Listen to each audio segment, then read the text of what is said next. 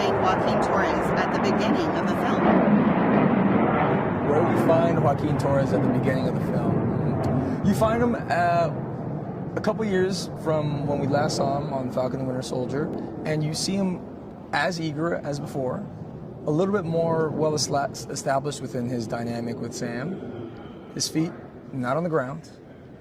He's still very eager to impress and to kind of show his skills, and so you see someone that is trying to find every opportunity to prove himself.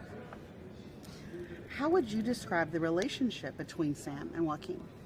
How I would describe the relationship between Sam and Joaquin?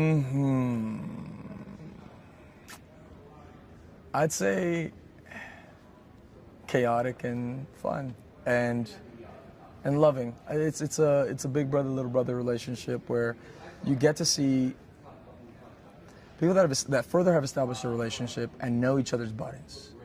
There's moments that even on set, whether we're in the scene or outside of a scene, I was just so happy to be there and excited and knowing like how to press Anthony's buttons, but then also seeing him just completely roll his eyes. But like it's a really fun dynamic that I think we're both weirdly very similar and very different at the same time, and the similarities and differences have like honestly helped us like form a really awesome bond. And he's now giving me real estate advice, and so it's I look up to him and I think he's fully a Renaissance man, from being a phenomenal actor and craftsman to everything he does outside.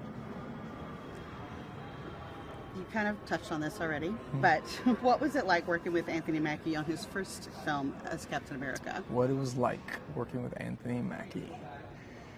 It was every day was a discovery of across the board, honestly, everything from like days that were just fun to see how someone leads a movie of this size and to then also seeing how someone works through nuanced scenes, understanding the big picture of the film, and everyone has their own process and works through scenes differently, but also watching someone that I think we kind of have taken Anthony for granted, that this phenomenal Juilliard actor that for years has done amazing job after amazing job, and so finally getting to see him craft from this place that there's full agency and power within his voice, and he really gets to sculpt and guide this with Julius.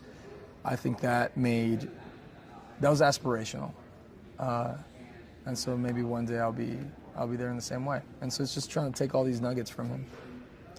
Tell us about Falcon's new suit and how you felt the first time you put it on. Falcon's new suit and how I felt the first time I put it on. Well, it was, I feel like I put it on for the first time like 50 times.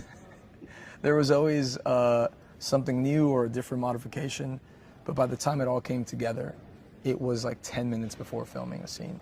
And so it was like final approvals. They had just painted it fully finally, and I showed it to Julius and the producers, and they're like, all right, cool, go out there.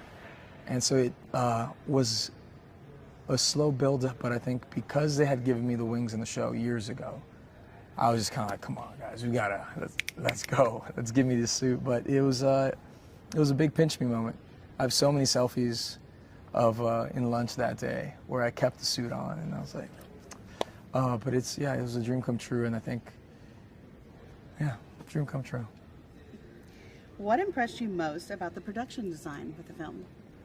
The art design was phenomenal, like top down. But there was this one place, and it might be in the trailer actually, but the attention to absolute detail in places that you're never even going to see in the movie, that like the tile outside in the second room that's not even shown, from the documents that are in some of these places. There's like every square millimeter was thought of, and I just remember thinking, I'm like, this is like, they should never take this down and move this into the MoMA, because it's some of the most attention to detail of a place that exists in the studio. I was blown away. Tell us about wire work that you did for the flight scenes, and how was that involved? What was involved with that? Wire work. Wire work. So it was a process of, first of all, acclimation, because I don't think it's normal to fall at a speed that's not free fall. So like it might have been easier like to adjust to free fall, whereas wire work there's a specific speed that is set and different levels of that. So we basically would get hooked up, and there's different heights that they'd drop us from, and they'd acclimate us to it by first dropping us like at a slow pace. So you feel it and then you land. Then speeding up and speeding up and speeding it up. So by the time that we are shooting on the day, we get to do it as high as possible, as fast as possible, and really be flung in there. And so there's this one scene, spoilers, but there's this one scene where it all comes together and different departments just like, and it'll, in the film, it'll feel like such a subtle moment, but it was a layered stunt that I think I was blown away by how we were able to pull that off. But it's all because of the amount of wire work we're doing. One more question. What can fans look forward to when they see this film?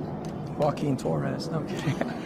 Fans can look forward to when they see this film is, I think it's taking them back to the Marvel that got us all addicted, right? It's capturing magic in the bottle. It is being able to ground something to a world that is similar to ours, but is also outside of ours. And when you're able to justify and then build out from there, from watching a Red Hulk to Captain America and Falcon taken to the skies, you lean forward and you're completely absorbed and you suspend disbelief, and there's a moment where you realize just like movie magic and how it comes together. And I hope we captured it, and I hope that when people go to the theaters and they watch this, they walk away with that same feeling, because it really, through Julius's leadership, we were able to, I think, accomplish a really amazing thriller that is action-packed and filled with emotion and heart. And so, yeah, enjoy.